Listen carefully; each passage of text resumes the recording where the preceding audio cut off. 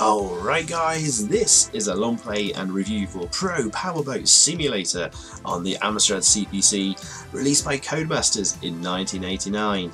Now, like Super Stuntman, which I did a couple of weeks ago, this is another seemingly nice looking budget game with a lovely box art there, nice screenshots from the Codies that I owned as a kid, and I wanted to eventually beat it, so here it is. And we have a very nice loading screen here. And the game, you can see there, by Optimus. But this was actually made by Jason Falkus, who headed up his own independent developer team that Codemasters often contracted in to do games from about 1988 onwards. Graphics there by Adrian Ludley as well. Project leader David Darling. So David Darling probably suggested they do this game because he had a love of powerboats, jet skis and all that kind of stuff. We'll talk more on Optimus and Jason Falkus in a bit, but let's get the game started up on level 1 here. So initial impressions, lovely colourful graphics, a bit of a small playing area though, smoothish scrolling, sadly no music on the title screen or in game, but the sound effects are okay and functory. As you can see there, your powerboat can drop mines. There's pickups there. I think we picked up more mines there. So basically just race to the end, the finish line, avoiding mines, helicopters dropping more mines, rowing boats, other speedboats, and of course scenery and rocks and other things we will see in later levels. So that's quite a short introductory level there. Relatively easy and straightforward, so it kind of draws you in, and then we always get a bonus run at the end of every level where you've got to get through the what would you call them, buoys? It's a bit like sort of slalom skiing or something.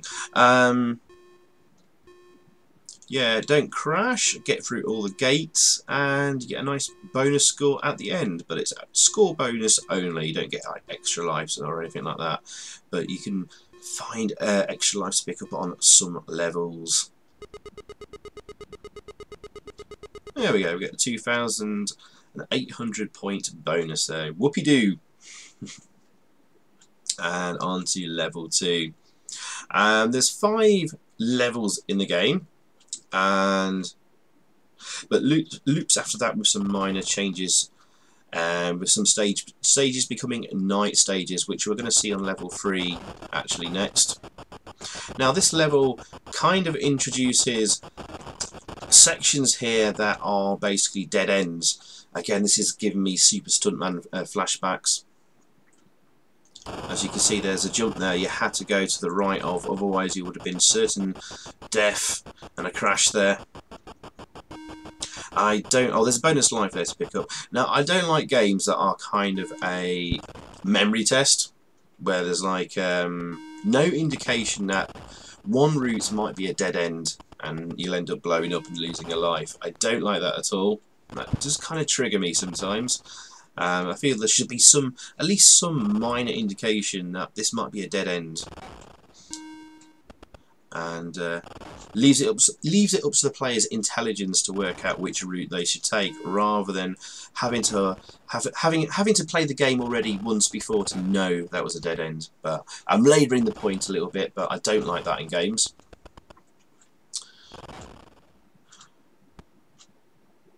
That kind of happened in Super Stuntman as well. so far so good. It's kind of a bit odder to control. It's very easy to end up oh, look at that, very nearly ended up on the grass there.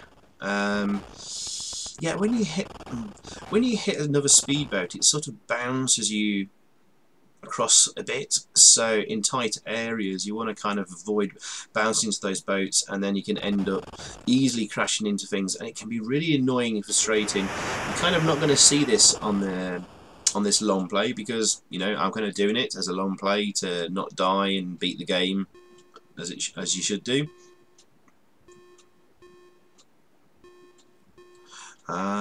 But it's very, very, very hard and tight navigating, especially these gates here. And the controls do feel a little bit laboured. So you can see I'm sort of going down and diagonally down to get around those gates there.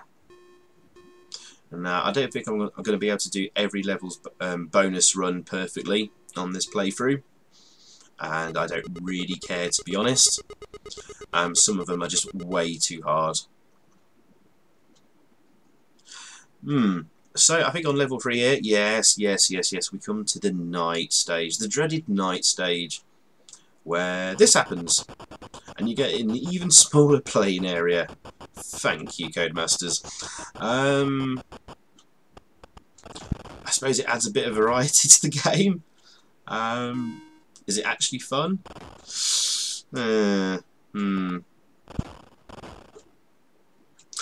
did actually play this game a lot as a kid. I spent a lot of time playing it. I desperately wanted to beat it.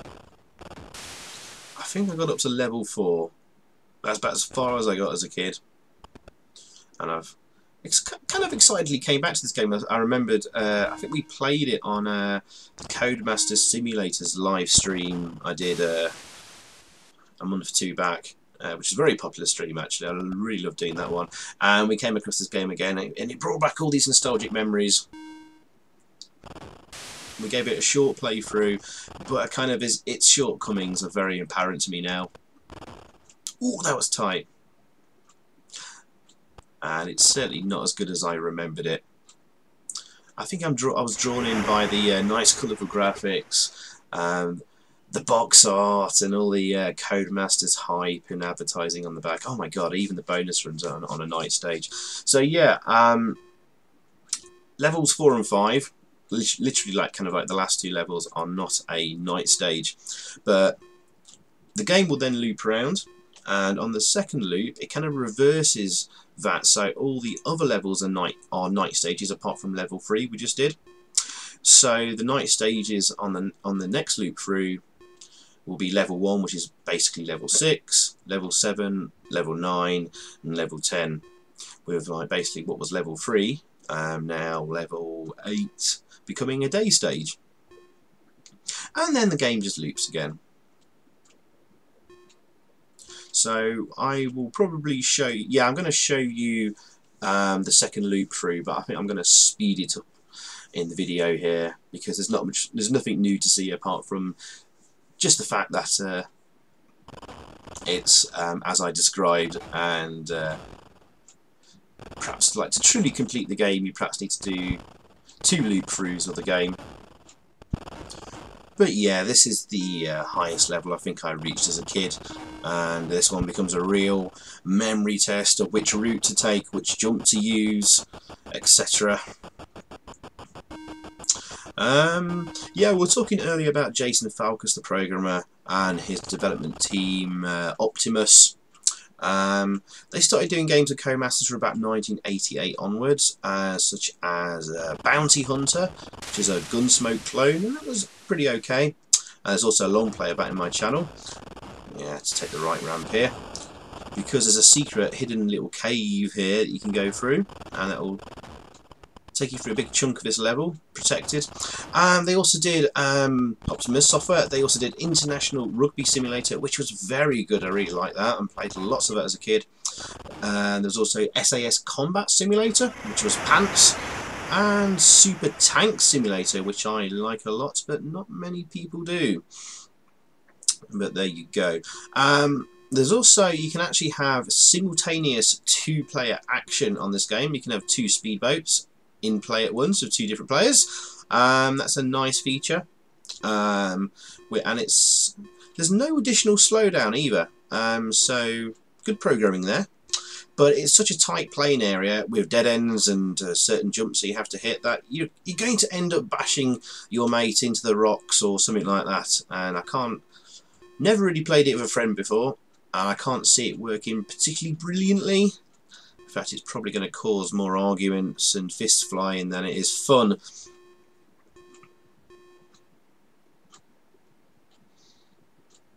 So yeah, I got to the end there, but I missed too many gates, so I don't get a bonus. Yeah, cheers for that. And here we are, basically, which is like the final level. And I think it's the longest one to complete as well. And very tight it is too.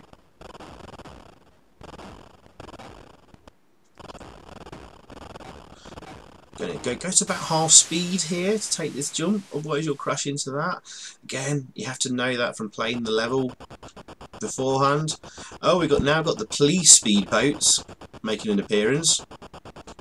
And of course a helicopter bombing us, and there's a police shooting at us. It's never really explained in the manual or on the back of the box or whatever why so many things are trying to basically blow you up and kill you in what is a speedboat race. Yes, a little bit strange. That's a rather deadly race we're in. But hey, this is 8-bit game logic, so we'll just accept that and move on. Again, need to know which jump to use there.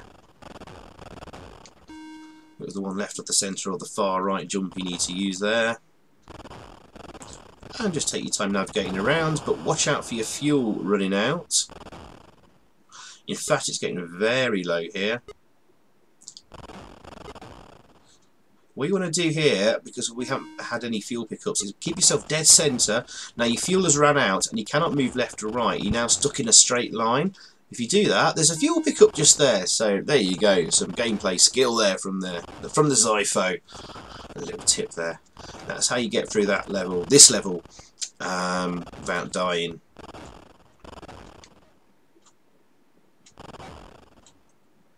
But yeah, run out of fuel, you just go in a straight line and you can't move left or right. I think eventually you'll come to a stop. No, actually I don't think you do. I think it'll just carry on until you crash into something, which is a little bit odd. And there we go. Essentially, guys, this is the game completed, and then we get the bonus run here. Which is like getting super hard. That's just impossible to get all the gates there. It really is. So you want to keep yourself as far forward as you can, and then sort of go back and left, back and right around the buoy. It's pretty pointless, but it's a nice additional touch, I suppose.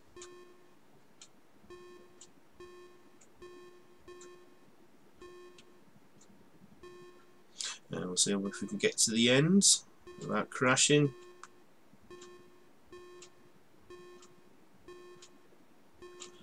Yeah, it looks like we're going to do it. Didn't take the risk there at the end. And too many gates missed, so no bonus. So now, as I said earlier, that's the 5 levels done, but they loop around, and now level 1 becomes a night stage. So let's call this a level 6. And here, guys, I'm going to fast forward through all of this. There we go. Just so you can see, just for completionist's sakes or whatever. And we'll do 2 loops through the game. So as I said, on the first loop through, it's only level 3 that's at night. The rest of the levels are in the day, and that gets flipped on this loop through. So every other level apart from level 3 is a night stage now. Okay, other versions of the game. The Specky version is basically the same. Actually has some okay music on the title screen. Music is completely missing on the Amstrad version, which is very strange. But the presentation generally is much poorer. And the graphics are nowhere near as nice as the Amstrad version. So basically the CPC wins here in the battle against the Specky. The Commodore 64, a different team handled this one. Very, very good presentation, much faster and smoother.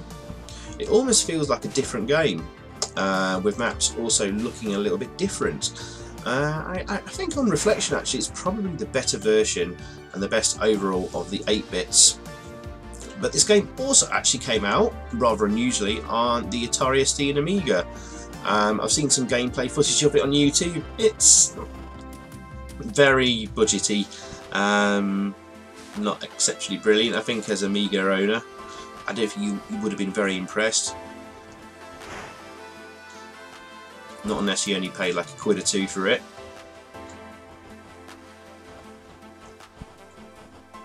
So there we go. I think overall, guys, let's sum up a bit of a review. Yeah, I kind of got suckered in by the nice graphics. The Amstrad does have very, very, very nice graphics here. Presentation is pretty good. It's really lacking some music on the title screen and probably in game, but I mean the scrolling is smooth enough. It's some of the nice smooth scroll on the Amstrad at least. And there we go. We've just done that. We're on the final loop, and we'll just crash and kill ourselves now. And I'll show you. Here's level 1. Starts over again, and back on the day cycle. So yeah, we don't care. We're just going to kill ourselves. So yeah, I think overall, guys, okay sound effects as well. No ending. That's a bit of a bummer. And can be quite a frustrating game as well. I made it look very easy here, and trust me, it's not. I think overall, guys, I'm going to give this a 6.5 out of 10. So there we go. So hopefully more Longplay reviews every Monday, live streams every Friday, click the like button, subscribe, and all that stuff. Thank you, and goodbye. So thanks for watching, guys. I hope you enjoyed that. If you did, please click a like below, leave a comment, and also subscribe if you haven't already. And over that way, there's another video for you to check out. Zypho, out.